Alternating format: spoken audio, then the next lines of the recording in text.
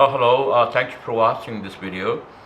Today I'm sharing my recipe for a chicken drumstick appetizer with Tikka Masala, and I've already made a chicken drumstick with Tikka Masala and some of the spices.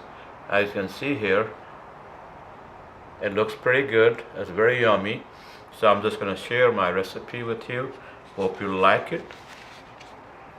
Okay, so I have 2 pounds of about 2 pounds of chicken drumstick, and I use this Ziploc bag to mix it. So you got to mix it real well, like this. And so the ingredients wise, I'm going to share with you. Okay. So the first one is of course the Tikka Masala. It's a Tikka Masala. It's you can buy from in any Asian market.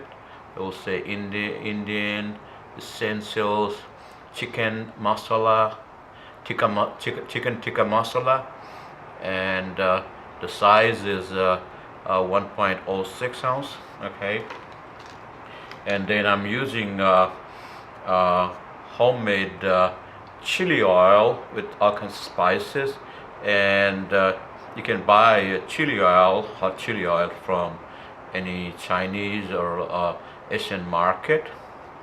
And I got the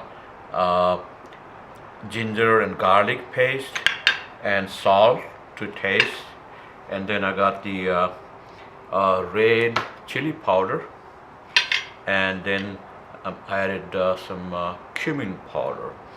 So, okay, and just mix it real well, and once you're ready, you can put it in the freezer for about half an hour or so, or overnight, or whatever you want, and just bake it 375 degree for 1 hour.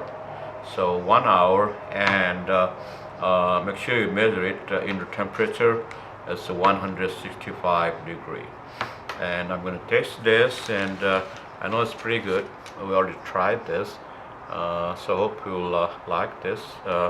And if you like this video, give me a thumbs up. Really appreciate it.